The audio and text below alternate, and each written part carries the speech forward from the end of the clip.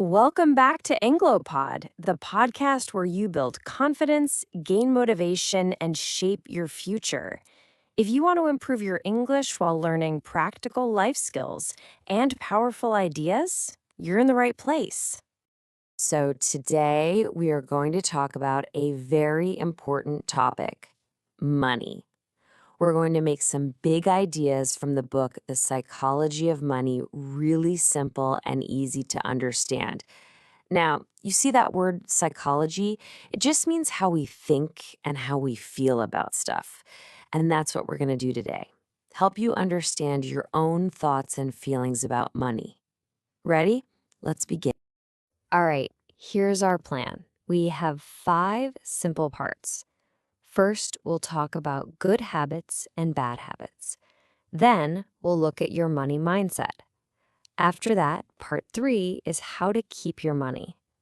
Part 4, what money is really for. And we'll finish up with how to plan for a future you. It's a great roadmap. Okay, let's jump right into part 1, good habits, bad habits. You know, a habit is just something you do again and again, maybe every day. And what's amazing is that with money, very small habits can make a huge, huge difference later on. Let me tell you a really simple old story. Imagine 2 shopkeepers. The first one only sells for cash. That means people pay him right away, today, and he's happy and rich. Now, the second shopkeeper, he sells on credit. People take things and say, "Don't worry, I'll pay you later." And he ends up sad and poor. It's a very simple story, right? But it shows us a good money habit and a bad one. All right, moving on to part 2, your money mindset. So what's a mindset? It's simple. It's just your way of thinking about something. And it's so important because how you think about money is really the first big step to using it well. So let me ask you a question. Have you ever made a choice with your money and maybe your friends or your family thought it was a little strange? Maybe they thought it wasn't a very smart choice. We've all been there, right? Well, here's a huge idea from the book, No One is Crazy. Your money choices make perfect sense to you. And why is that? Because your life experiences are totally different from anyone else's. How you grew up, what your parents taught you, all of it teaches you about money. So what seems crazy to someone else is actually normal for you. So knowing yourself is important.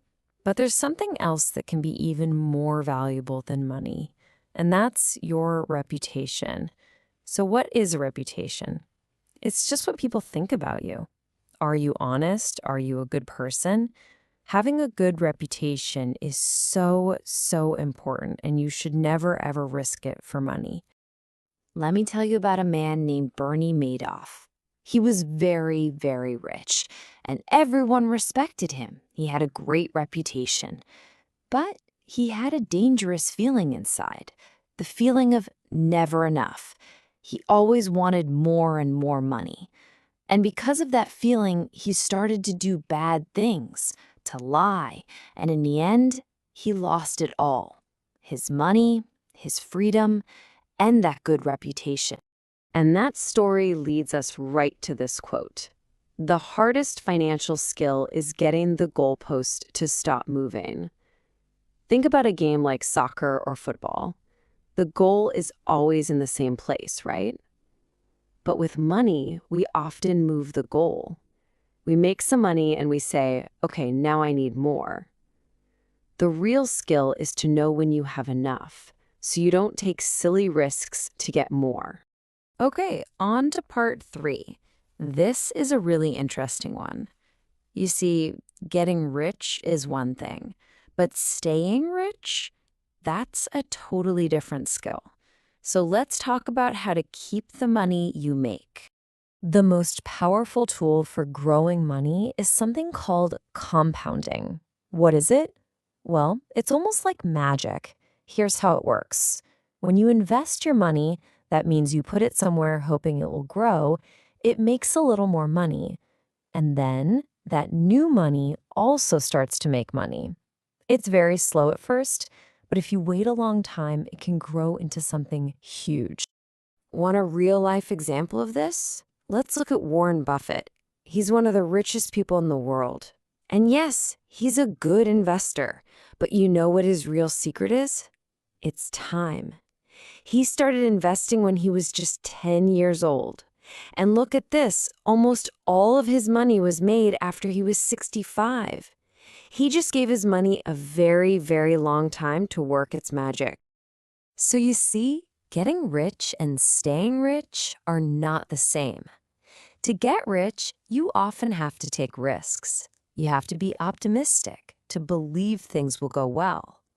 But to stay rich, you have to be careful. Your main job is to avoid big mistakes. It's all about survival, just not losing what you already have. Okay, so this brings us to part 4. We work so hard to get money, right? But why? What is money really for? What's the true reason to have it? The answer, according to the book, is actually very simple. The greatest gift that money can give you is freedom. The freedom to control your own time, to wake up in the morning and say, I can do what I want today. That control over your own life, that's the best thing money can possibly buy. Now, let's think about something for a second. Imagine you're walking down the street and a beautiful, super expensive car drives past. What's the very first thing that you think of? I bet you don't really think, wow, the person driving that car must be so cool. No. What you probably think is, wow, I wish I had that car. You imagine yourself driving it. And this is a funny little trick of our minds. People buy expensive things hoping others will respect them.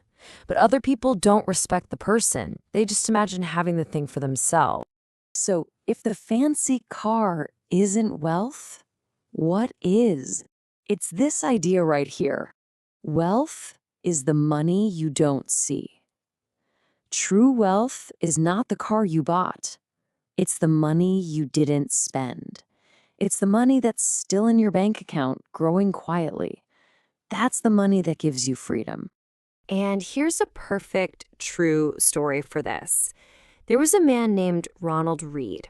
He worked at a gas station and as a janitor. He lived a very simple life. Nobody knew he had money. But when he died, everyone was shocked to find out that he had saved $8 million. He is the perfect example of hidden wealth. Wealth is what you don't see. And that brings us to our final part today. Part 5, Plan for a Future You. We're talking about how to save money for the person you will become years and years from now. Now, when it comes to saving, there are usually 3 types of people. First, you have the people who know it's important and they do it.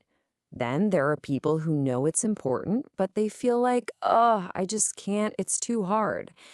And the last group just doesn't think saving is important. But no matter which group you're in today, the truth is that saving money is one of the most important things you can do. It's what protects you when unexpected things happen in life. But why is saving so important for the future? Well, think about this. The person you are today is not the same person you will be in 10 years. You will change. Your goals will change. Your dreams might change. Saving money is like giving a gift to your future self. It gives that future person more choices, more options, and more freedom. So let's end with one final question for you to think about. You don't need to make a huge change today. Just ask yourself, what is one small thing I can do right now to help the person I will be tomorrow? Maybe it's saving just $1, or maybe it's just remembering one of these ideas.